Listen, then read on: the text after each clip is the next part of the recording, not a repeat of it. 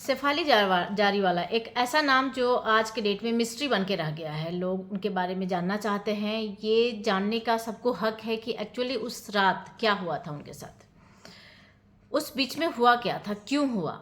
सबके मन में ये सारे क्वेश्चन है कि क्यों हुआ, कैसे हुआ। इतनी फुट सी, इतनी फिट लड़की, इतनी खूबसूरत लड़की अचानक सा गायब हो जाती हैं, जबकि अब ये वो इस दुनिया में नहीं रही। लोग उनके बारे में जानना चाहते हैं।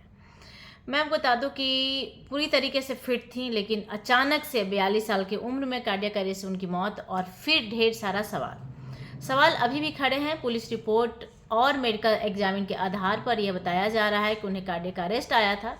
दूसरा पहलू यह भी निकलकर सामने आया है कि शेफाली ने उस दिन सत्यनारायण भगवान की पूजा रखी थी घर में। एक्ट्रेस ने पूरे दिन फास्ट रखा था और इसी दौरान उन्हें बिना डॉक्टर से कंसल्ट किए एंटी एजिंग पिल्स ली थी, बिना डॉक्टर से कंसल्ट किए।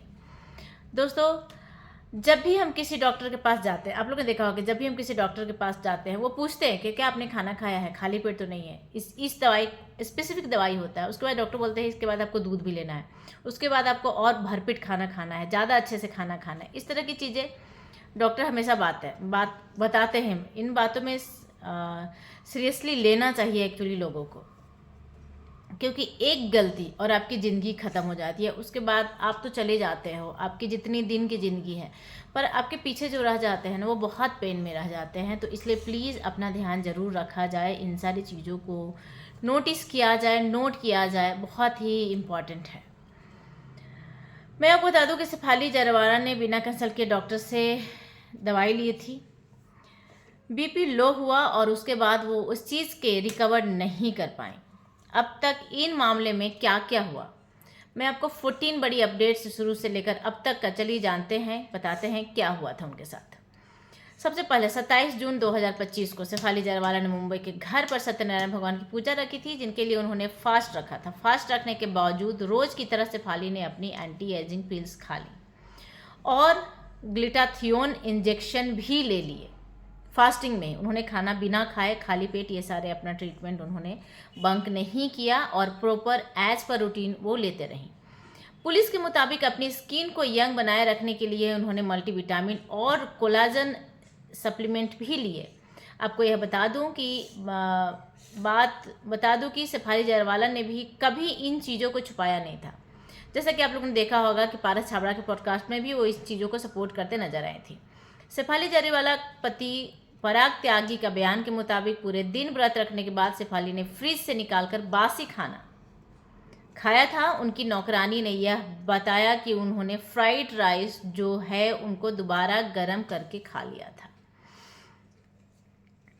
जिसके बाद वो 10:30 नाइट में अचानक से बेहोश होकर गिर पड़ी। शेफाली की खास दोस्त पूजा घई, जो उस वक्त वहाँ पे मौजूद थी, उन्होंने टाइम्स ऑफ इंडिया से बातचीत करते हुए बताया है कि पराग जैसे ही नीचे गए, उन्होंने तुरंत ही मेड ने यह कहकर बुलाया कि दीदी की तबीयत ठीक नहीं है, जिसके बाद शेफाली ने पराग के अपने पास रहने के लिए कहा। जब पराग नीचे थे तो उनके घर में काम करने वाली एक सदस्य ने फ़ोन करके उन्हें बताया कि शेफाली बेहोश है। पराग ऊपर आए। 11:15 बजे शेफाली के अंधेरी वेस्ट के वैल्यू हॉस्पिटल ले जाया गया। डॉक्टर से उन्हें मृत घोषित कर दिया। परिवार को सलाह दी कि पोस्टमार्टम के लिए अभिनेत्री को कूपर हॉस्पिटल ले जाया जाए। जैसे ही मृत घोषित हुआ तो उन्होंने तुरंत उन्हें पोस्टमार्टम के लिए भेज दिया। मैं आपको बता दूं कि अंबोली पुलिस को तकरीबन 11:30 पर घटना की जानकारी दी गई, जिसके बाद 11:45 पर शेफाली के घर और दूसरी टीम कूपर हॉस्पिटल पहुंच गई। 28 जून को क्या हुआ था? कूपर हॉस्पिटल में सरकारी मेडिकल की टीम ने शव का पोस्टमार्टम किया। प्रोटोकॉल के मुताबिक इसे पूरे प्रोसीजर के साथ किया गया था, यानी वीडियो रिकॉर्डिंग भी हुई थी। 5 डॉक्टर्स की टीम मिलकर एक्सपर्ट पोस्टमार्टम रिपोर्ट को तैयार किया। मिश्रा की रिपोर्ट, जो उनकी विश्रा का जो रिपोर्ट है उसे रखा गया। विश्रा की रिपोर्ट के लिए, जी हाँ, विश्रा की रिपोर्ट के लिए कलिना मुंबई फॉरेंसिक विज्ञान प्रयोगशाला में भेज दिया गया, ताकि मौत का असल वजह पता चले कि कहीं फूड पॉइजनिंग तो नहीं है, कोई जहर तो नहीं है, या फिर कोई और वजह तो नहीं है। मुंबई पुलिस को शक है कि एक्ट्रेस ने बिना डॉक्टर के कंसल्ट किए फूड पॉइजनिंग दवाई लेने से फूड पॉइजनिंग उनको हुआ।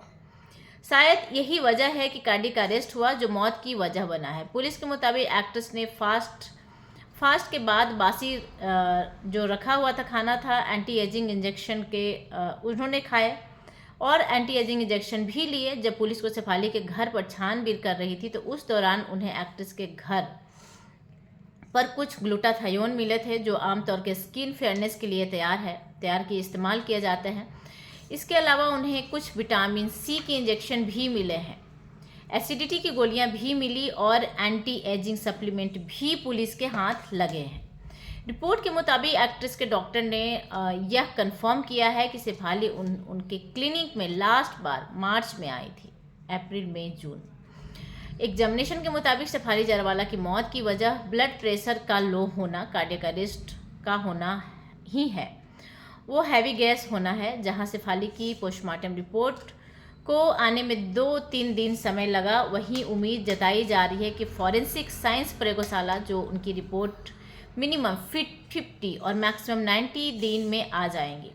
शेफाली जरीवाला डेथ में पुलिस अब तक परिवार के 14 लोगों का बयान दर्ज कर चुकी है। इसमें परिवार के सदस्य की बात करूं तो पराग त्यागी, परिवार के लोग, घर में काम करने वाले सदस्य, करीबी दोस्त भी शामिल है। इसके साथ साथ शेफाली जरीवाला वहां मेडिसिन ले रही थी, उन दुकानों से भी पूछताछ की गई है। पोस्टमार्टम के बाद 28 तारीख को शेफाली जरीवाला का अंतिम संस्कार हुआ था। उनकी अंतिम विदाई देने के लिए बिग बॉस के फ्रेंड्स सारे पहुंचे थे, जहां माहिरा, आरती, पारस, विकास, बहुत सारे लोग वहां पे पहुंचे थे। सवाल यह थी कि किस तरीके से लोग मीडिया पे भी भर के, क्योंकि मीडिया बहुत ज़्यादा क्लोज करके उन चीज़ों को कैप्चर कर रहा था, लेकिन अभी इस मामले में कोई फाउल प्ले नहीं हुआ। यह एकमात्र चीज़ निकल कर आई है सामने, जो कि डॉक्टर की सलाह की एंटी एजिंग दवाइयाँ खा रहे थे, जिनका दुष्परिणाम जो है वो ज़िंदगी गंवा दिया उन्होंने। सबसे बड़ी बात है कि कोई भी फाउल प्ले नहीं निकला है, ये बहुत बड़ी बात है। ये राहत है पराग के लिए, क्योंकि फिर उनके ऊपर बहुत ज़्यादा पूछताछ और बहुत ज़्यादा पुलिस के टारगेट पे वो रहते। चलिए मैं बताती हूँ अगले वीडियो में कि और भी इनके साथ क्या हुआ था, उस रात को क्या हुआ था। Thank you so much everyone.